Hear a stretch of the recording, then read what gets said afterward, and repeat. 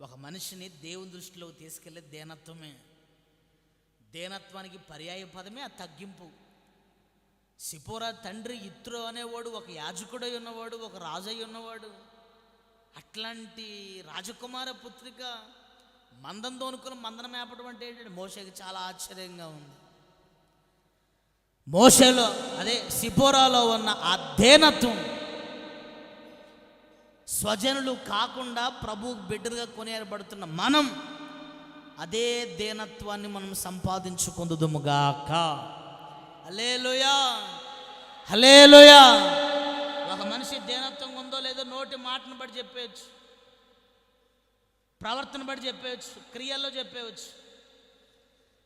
దీనురాలు చాలా ప్రత్యేకంగా ఉంటుంది. దీనత్వం కలిగిన వాడు చాలా ప్రత్యేకంగా ఉంటాడు.